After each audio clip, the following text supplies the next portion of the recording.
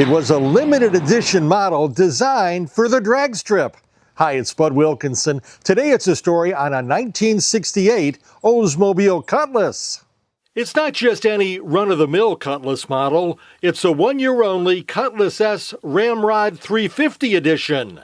Glen Morris of Wallingford, Connecticut has owned it for more than 35 years. Only 508 examples were built with an eye toward the drag strip. Not many remain. For many years, I was under the impression it was 674. Found out from the guy who started the registry in these cars that the factory built 674 engines. Those were spare engines for the race cars because they blew them up.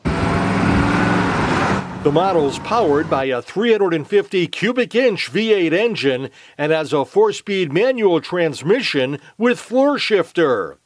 Besides Ramrod 350 decals on either side of the nose, it also has air scoops tucked away under the front bumper. Is there a simple way to explain what they did to make it different?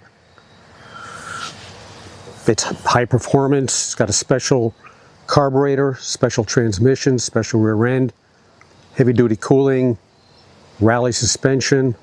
The Ram Air is rare, had a special harmonic balancer, which is extremely rare.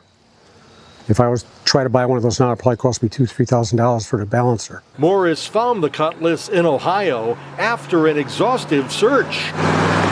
It was overpriced. It had a little work done to it already. It was a good-looking car when I got it.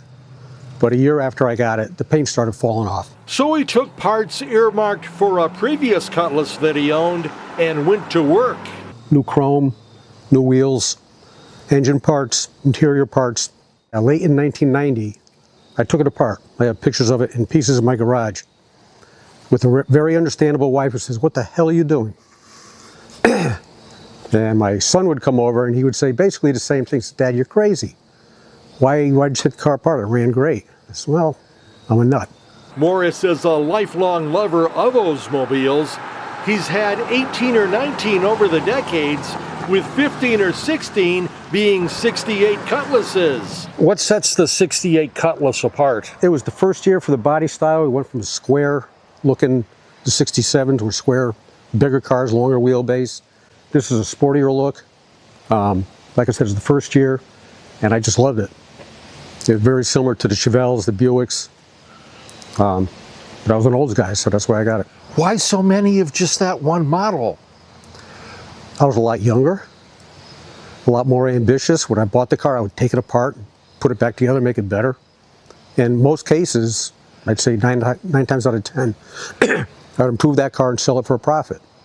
Let's take that profit and turn it to the next car, which is a little bit better, and take that one apart and put it together and make another profit. The Ramrod 350 edition is a low-volume rarity, though, even if folks who spot it don't realize that fact. I've been approached by numerous people at gas stations and whatnot. I said, I had one just like it.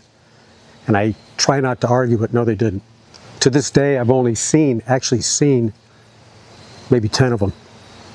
The registry only has about 20 in it. If you're wondering, yes, this car has been taken to the drag strip. Morris took it to Lebanon Valley Dragway in New York in 2005. Scared the death out of me, but this car has a lot of top end. If I knew how to drive, would have done a lot better, but I did a 15-second flat, 95 miles an hour. And that's with me missing shifts, the rear tire spinning because of bias plies. But he'll never do it again. Do you drive it a lot or not? No, I'm afraid to drive it because of other people. You know, just the rarity of it alone. I'd hate to have to put it back together again. I'm guessing you'd never part with it. Good guess. It's destined for the Old Transportation Museum. I've already willed it to them. I want it to be put somewhere it's going to be recognized and saved. In Wallingford, Connecticut, for CT Insider, I'm Bud Wilkinson.